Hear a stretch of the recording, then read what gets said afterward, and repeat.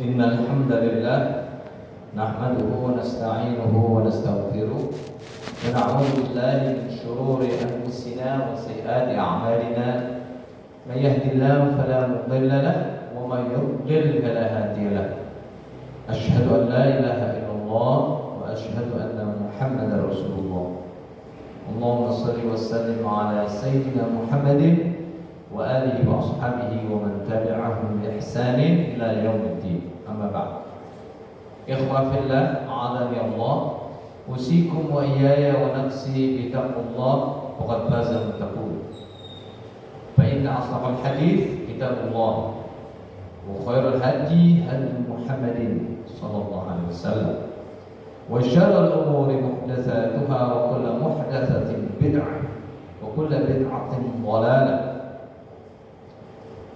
قال الله تعالى في سورة التوبة آية 105 أعوذ بالله من الشيطان الرجيم وقل اعملوا فسيرى الله عملكم ورسوله والمؤمنون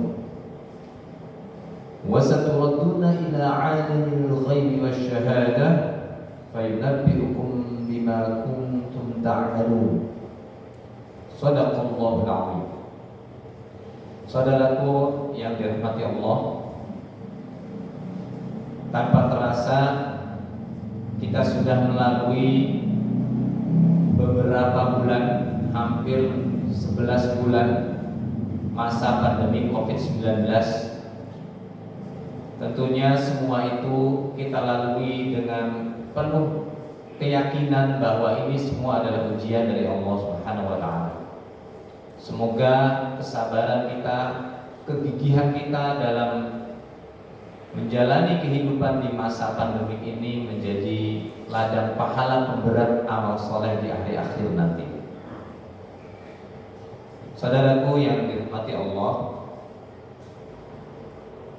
pada kesempatan siang hari yang cuacanya cukup sejuk, mendung, saya akan sampaikan melalui mimbar khutbah yang singkat ini kandungan surah At-Taubah ayat 105 seperti yang sudah saya baca di awal tadi.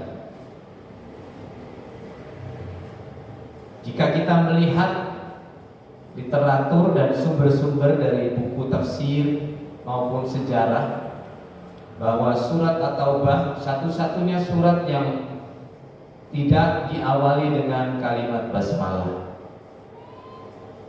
Juga penamaan surat ini menjadi sebuah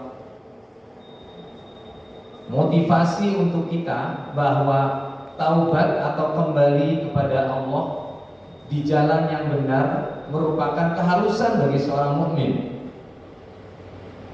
Bahkan di surat ini ada 8 ayat yang terulang kata at-taubah atau taubat itu.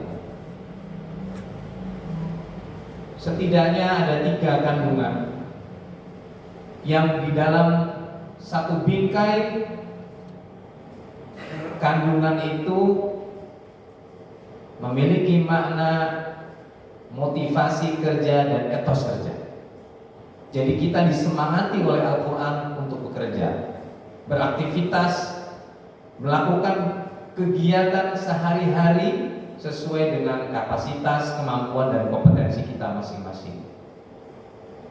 Yang pertama adalah i'malu.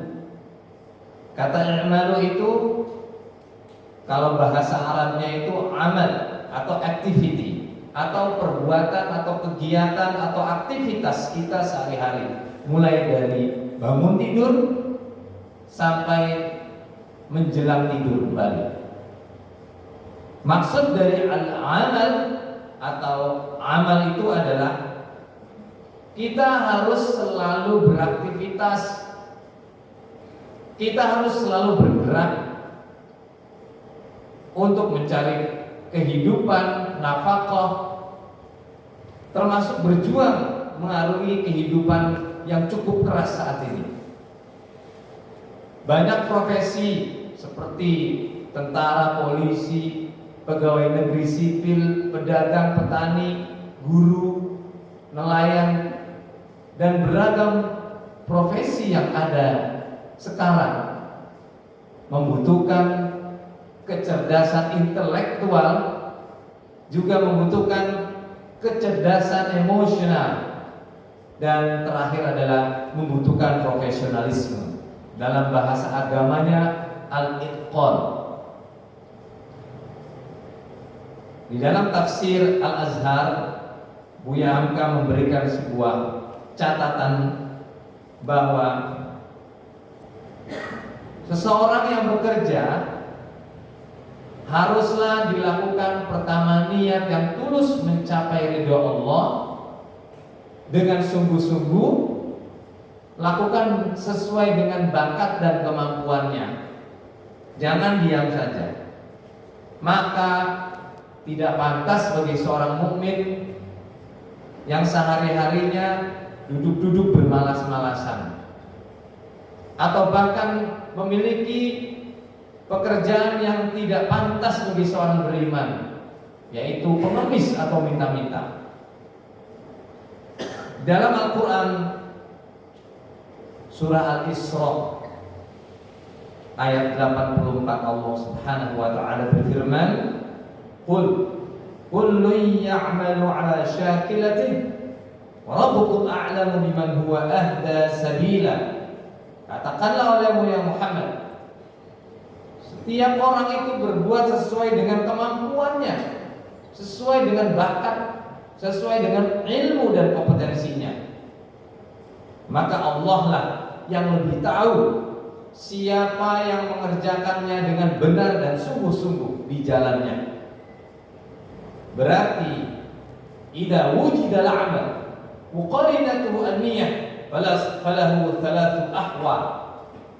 Ketika sebuah pekerjaan itu dilakukan mulai dari pertama kali dan dibarengi dengan niatnya, maka ada 3 kemungkinan kondisi, atau ada 3 kondisi.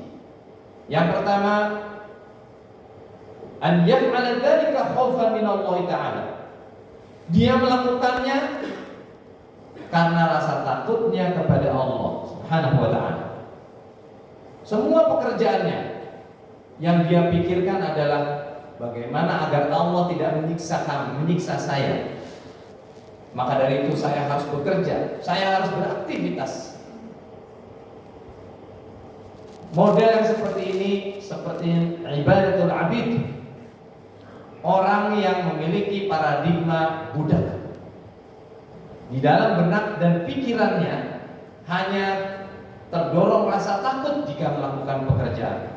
Baik dan buruknya pasti akan dimarahi oleh tuannya. Yang kedua, wa an yaf'ala dzalika li talbi thawab aw al-jaza. Dia melakukannya karena orientasinya keuntungan atau insentif dari pimpinannya atau dari tempat ia bekerja atau perusahaannya. Model yang kedua ini, wa dzalika ibadatu tujjar, ibadahnya seperti orang yang pebisnis. Jika ada banyak keuntungan maka ia lakukan, jika tidak dia tidak akan melakukan. Dan yang ketiga, wa an yaf'ala dzalika haya'an min Allah Ta'ala wa tahdiyatan li syukri lil 'ubudiyyah. Ma'a dzalika yara nafsahu ma'a dzalika qubila am la.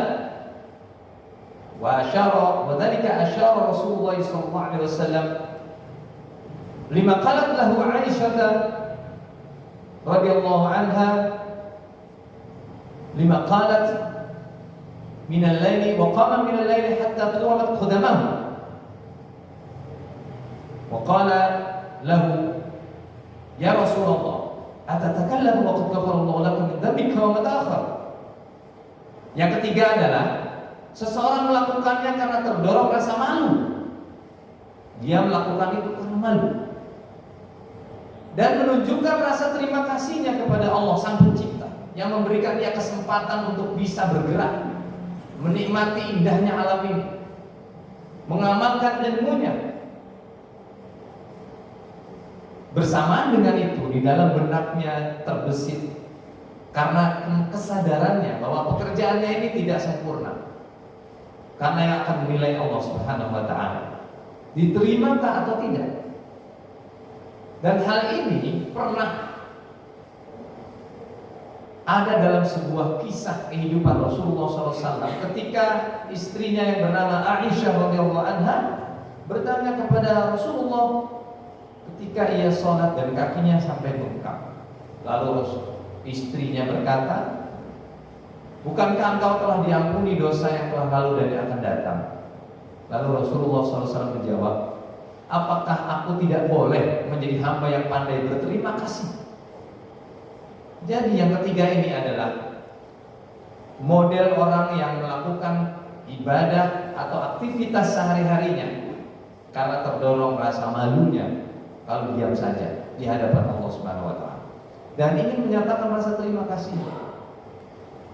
Itulah kandungan pertama dari surah At-Taubah ayat 105. Yang kedua adalah wasayarullah, dan Allah akan menilai. Bukan hanya itu, Rasulullah dan orang-orang beriman yang akan menilai pekerjaan. Maka ketika kita melakukan sebuah aktivitas, lakukanlah dengan benar sehingga pekerjaan itu mendapatkan pahala yang pantas di sisi Allah, dan kita akan menuainya nanti di hari akhir. Mulai dari niat yang tulus mencari ridhonya, lakukan dengan sungguh-sungguh dan sesuai dengan pesan Buya Hamka di dalam tafsir Al-Azhar. Lakukanlah apa yang menjadi bakat dan kemampuanmu saja. Jangan ngerecokin pekerjaan orang lain. Kritik boleh, memberikan masukan boleh, tapi mengomentari pekerjaan orang lain itu tidak pantas bagimu. Berikanlah kritik yang membangun, berikanlah masukan dan solusi, sehingga pekerjaan orang lain akan lebih baik dan sempurna. Saudaraku yang dirahmati Allah, Allah akan menilai. Kalimat sayara, melihat, menilai. Apa yang dinilai Allah? Ternyata yang dinilai adalah i'malu, pekerjaannya. Maka Allah akan menilai proses pekerjaan kita dan aktivitas kita, bukan melihat hasilnya. Sekalipun kita melakukan sesuatu, hasilnya tidak begitu baik di hadapan orang, tetapi jika kita lakukan dengan sungguh-sungguh, maka Allah akan menilai proses itu. Seperti layaknya seorang pelajar dan mahasiswa di kampus, tujuannya adalah mencari ridho Allah dan ilmu pengetahuan, bukan ranking di kelas atau bukan IPK di kampusnya. Karena tidak mungkin semua orang mendapat peringkat 1. Pasti ada yang mendapatkan peringkat 2 dan seterusnya. Pada saat Rasulullah SAW masih hidup bersama para sahabat radhiyallahu anhum ajma'in, Rasulullah SAW tidak pernah mengangkat seseorang karena orang itu dekat dengannya.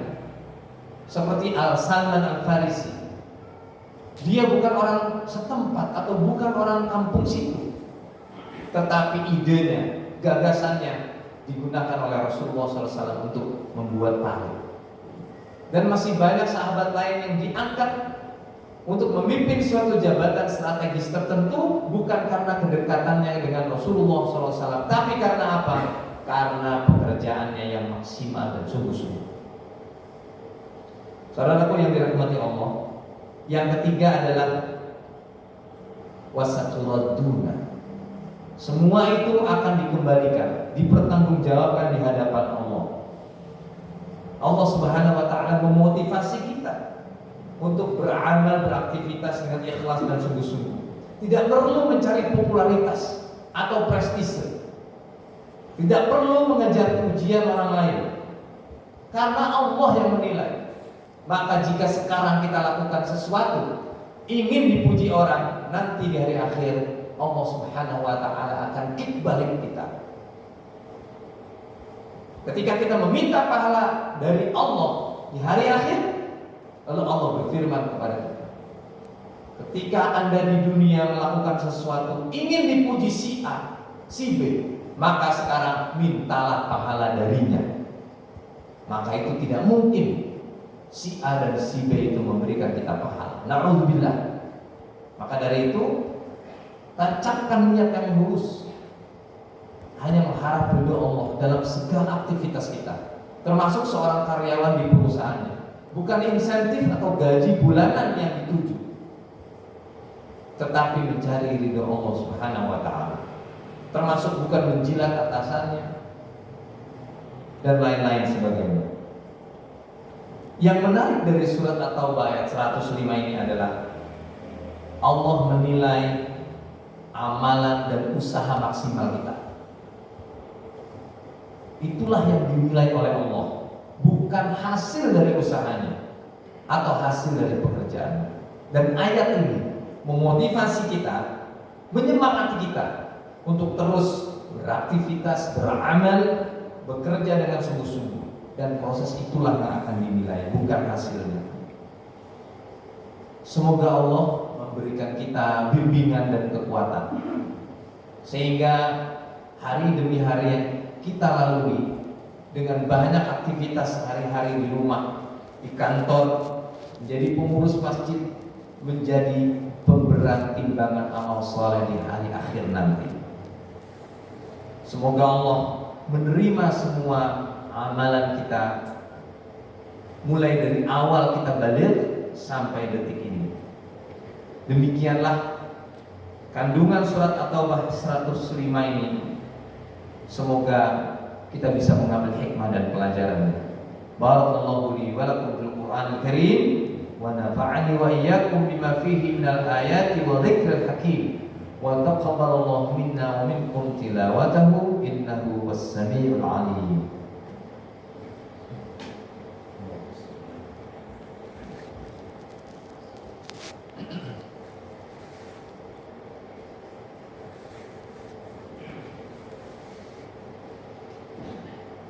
Alhamdulillah hamdan muwafiyan li ni'amihi mukafiyan li mazidihi.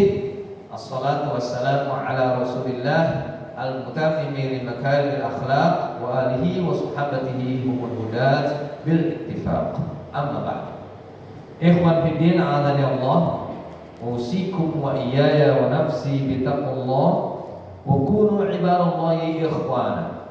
Wa qala Allah ta'ala: Inna Allaha wa malaikatahu yusalluna 'alan nabi ya ayyuhalladzina amanu sallu 'alaihi wa sallimu taslima. Allahumma shalli wa sallim wa barik 'alaihi. Allahumma ighfir lil mu'minin wal muslimin al-ahya'i minhum wal amwat, irfa' lahum ad-darajat wa kaffir 'anhum as-sayyi'at وضعف لهم الحسنات إنك على كل شيء قدير. ربنا اغفر لنا ولإخواننا الذين سبقونا بالإيمان ولا تجعل في قلوبنا غلا للذين آمنوا ربنا إنك رؤوف رحيم. اللهم إنا نعوذ بك من البرص والجنون والجذام وسيء الأسقام. ربنا آتنا في الدنيا حسنة وفي الآخرة حسنة